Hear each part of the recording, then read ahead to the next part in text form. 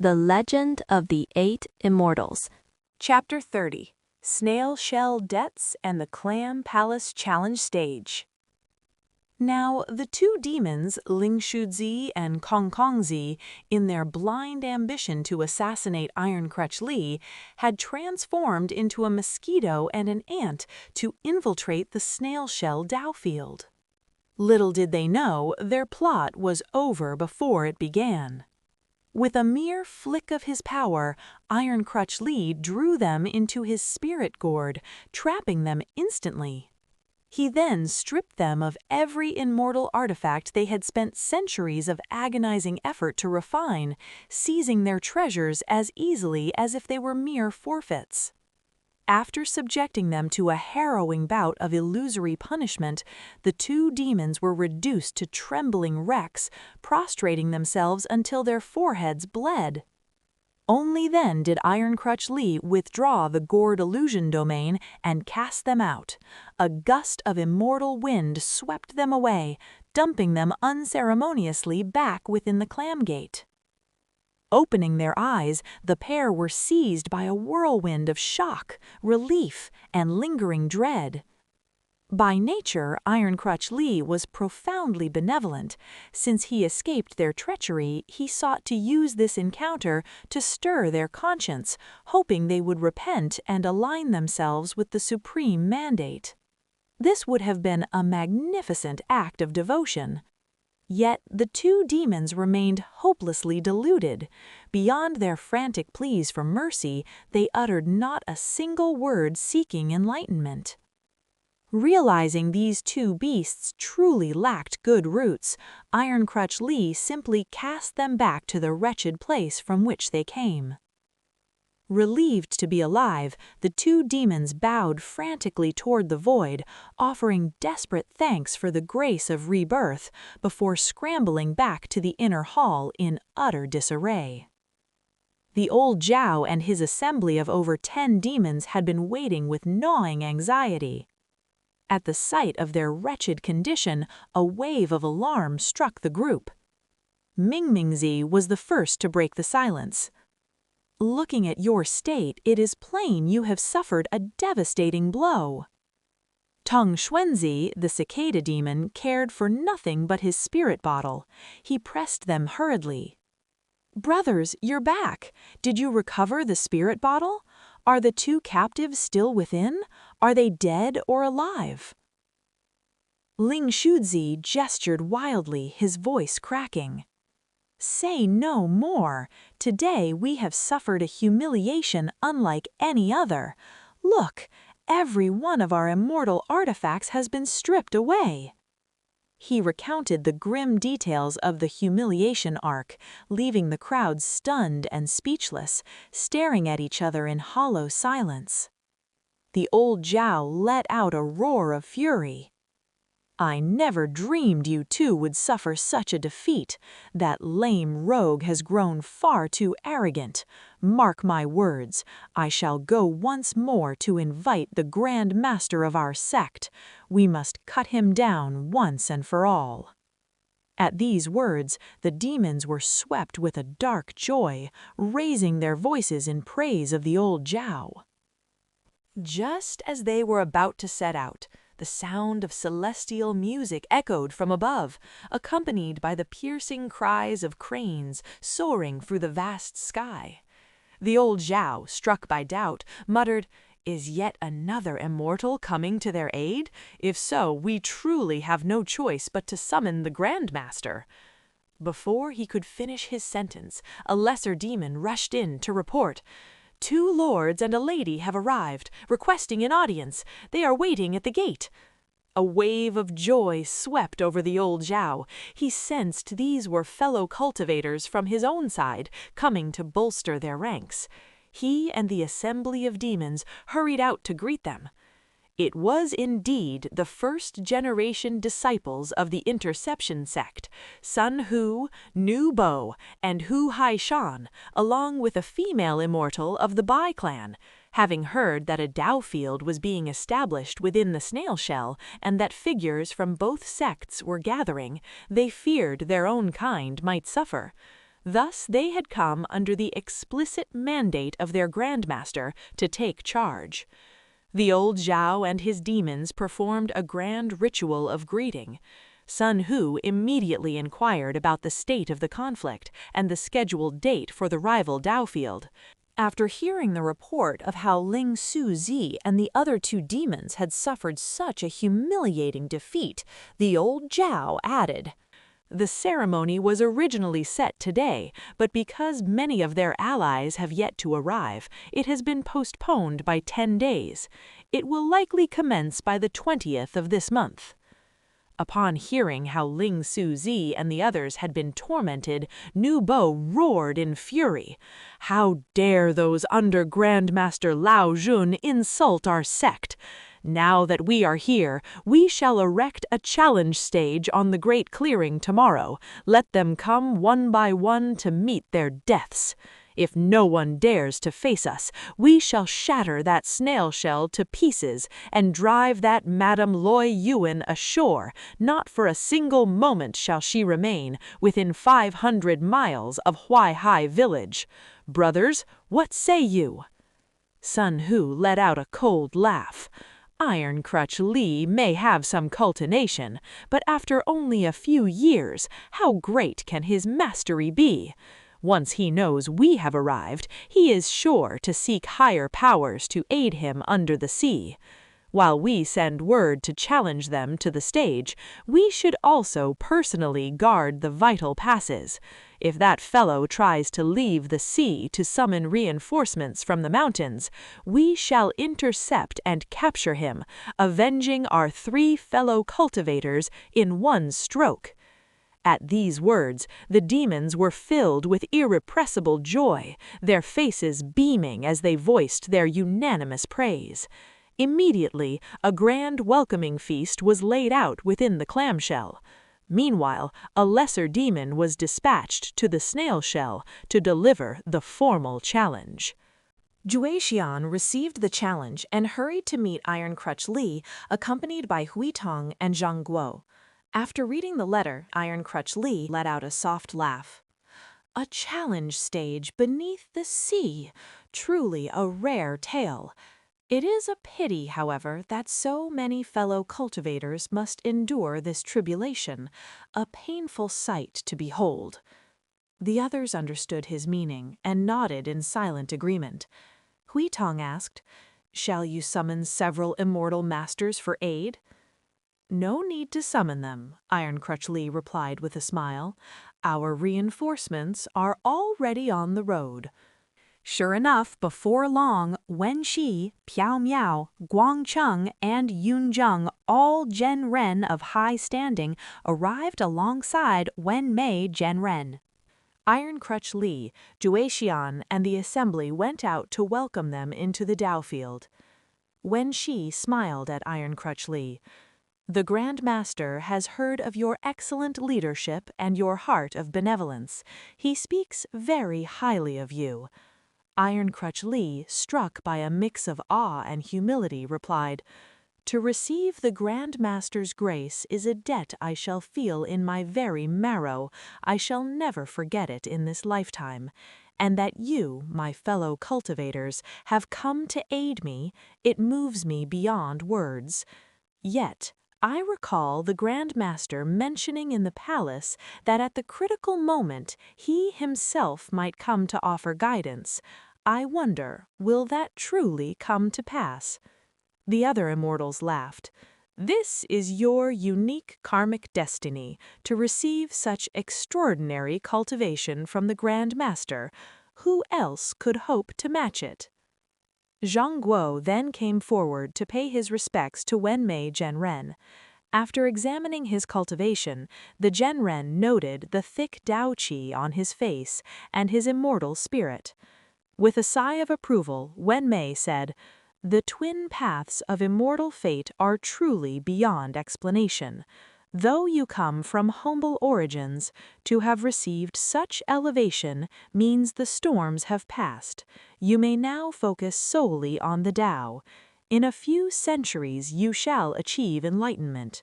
Among those of your kind, this is a blessing of the highest order. Yet, compared to your junior uncle, Iron Crutch Li, the depth of fortune and the weight of immortal fate are simply not the same. Zhang Guo replied humbly, I seek only success, not speed. For someone with thin blessings like me, the only difference is paying the price of an extra 1,000 years of toil. Since I have entered the world to seek the Tao, enduring hardship is my duty. Though I am simple, I shall not think lowly of myself. Wenmei Zhenren was pleased. With such resolve and such a heart, achieving enlightenment or even Buddhahood is a simple matter. There is no cause for worry. Suddenly, the air was filled with the sound of howling wind and torrential rain, followed by the thunderous roar of surging waves. The Immortals looked toward the entrance. Iron Crutch Li wondered if the demons from the clamshell were stirring up trouble again, but Wenxi only smiled. I believe the high disciples of Piao Miao and Ho Long Jingren have arrived. Indeed, a maid led the Dragon King and his queen into the chamber. They first prostrated themselves before Piao Miao and Ho Long Jingren. While Zhang Guo had been old friends with them over 1,000 years ago, at this moment he felt his own status was far humbler. He thus paid his respects to the Dragon King and Queen with the formal etiquette reserved for esteemed elders. After a round of greetings and social exchanges, the atmosphere became lively and bustling. The Dragon King spoke of the great Clam and the Interception Sect's plan to hold a challenge stage. I had thought to drive them out long ago, the Dragon King admitted, but I heard they have powerful masters among them, and even sect leader Tongtian might come to support his disciples. Knowing my own Tao power is limited, I chose to wait. Now that so many heavenly immortals are here, the demons shall be easily quelled. Wenxi Jingren laughed. Since we are here, we cannot remain idle. Tomorrow we shall all go to see what kind of talents they have gathered. The sooner we settle this, the sooner our junior brother Iron Crutch Li can finish his duties, and we can all return to the heavenly realm. The Dragon King insisted on hosting, providing a magnificent feast prepared by the Crystal Palace. Piao Miao Jingren joked about squeezing his disciples for a treat, leading to an eruption of laughter among the Immortals. The banquet featured a display of wealth and rare delicacies seldom seen even in the heavens. The masters drank freely, without restraint, from morning until late afternoon, celebrating their union before the coming trial. Suddenly, Wenxi Zhenren felt a stir in his heart. He turned to Iron Crutch Li with a knowing smile. Junior brother, those demons are truly short-sighted. To prevent you from summoning reinforcements, they have already stationed sentries around the palace to intercept you. Why don't we have a little fun with them? Iron Crutch Li chuckled. And what clever plan have you devised, senior brother? Wenxi laughed. As the host of this Tao field, it would be inconvenient for you to leave. Allow Wenmei Zhenren and me to transform into the likeness of you and your disciples. We shall let ourselves be captured. When the day of the challenge stage arrives, we will strike from within their own ranks, a single blow to annihilate them all. Would that not be convenient? The assembly of immortals clapped their hands in delight, praising the brilliance of the scheme. Upon hearing the word disciples, Iron Crutch Li was suddenly reminded of a pressing matter. I nearly forgot. I must seek your guidance, senior brothers. My disciples, Fei Fei and Yandian, were captured by those demons and imprisoned within a spirit bottle. Although I have recovered the bottle, I cannot find a way to open it. What should be done? Wenxi Zhenren smiled. That must be the artifact of Tong Xuanzi. That fellow is not but a cicada demon. It so happened that our eldest senior brother, Yunding Zhenren, took pity on his sincerity and granted him a small measure of Tao power. Little did he expect the creature would grow weary of living and, unable to discern right from heterodox, choose to challenge us. His fate is likely sealed. Bring forth the bottle and let me examine how it may be opened. Iron Crutch Li followed his instructions, drawing the spirit bottle from his robes. Wen Shi held it in his palm as the other immortals gathered around to observe. Wen Shi began chanting a summoning mantra, exhaling a breath of golden qi that surged toward the mouth of the bottle. With a sharp crack, the seal shattered. 2 spirits instantly flickered out, returned to their original forms. Inside the room, Fei Fei and Dian Dian let out a startled cry, "Ah!" and scrambled to their fate. Realizing they had been saved by the great immortals, they hurriedly bowed in profound gratitude. The plan was set. Wenmei Zhenren used his transformation skills to take on the appearance of Iron Crutch Li, while Wenxi Zhenren split his form in 2, becoming the perfect doubles of Fei Fei and Dian Dian. The 3 captives rose into the clouds. Looking out in all directions, they indeed saw demons standing at guard at every pass. Wenmei and Wenxi charged forward, engaging them in a brief, spirited battle. Faking a loss of strength, they allowed themselves to be overtaken and seized. Overjoyed beyond measure, the mob of demons swarmed around the 3, escorting their prizes back in triumph to the clamshell. As the 2 Zhenren looked towards the clamshell from afar, they noticed a faint, mystical aura of purple clouds swirling around its peak. They were struck with sudden alarm. So, their leader, sect leader Tongtian, has arrived. How can our transformation skills deceive his eyes? We must be careful not to let our cleverness become our downfall. Before the words had fully left their lips, they were swept into the clamshell. Though the 2 Zhenren could have escaped at any moment, they chose to stay, intent on gathering intelligence from within. Jostled and pushed by the mob of demons, they were led into the second great courtyard. There, in the center, stood a massive challenge stage. It was swarming with demons and cultivators of all kinds, some elegant, some crude, in a bizarre parade of beauty and ugliness. Seated regally in the center was an old Taoist with snow-white hair and a long beard, his features marked by a square nose and elongated ears. The 2 Zhenren recognized him instantly. It was sect leader Tongtian. They had no idea when he had arrived. Just as they were pondering their escape, sect leader Tongtian slightly opened his eyes. He cast a thin smile toward his senior disciples. "Look at these little brats under Grand Master Lao Jun. They truly have no sense of scale. Knowing I am here, they still dare to use transformation techniques to test me." The disciples asked in surprise, "Are these 3 not Iron Crutch Li and his followers?" Sect leader Tongtian let out a cold, mocking laugh. "Bring these muddled fools forward. They are skilled in transformation and the earth escape arts. Take my talismans and pin them to their brows. Then they shall find no way to flee." The lead disciples, Sun Hu and Niu Bo, took the talismans and descended from the stage. Wenmei Zhenren shot a quick glance at Wen Shi, who caught the signal immediately. "Time to go," Wen Shi shouted. With a sudden stamp of their feet, they activated their earth escape technique, vanishing from the clamshell in a flash and streaking back to their own camp. Left behind, sect leader Tongtian and his disciples were consumed with a towering rage.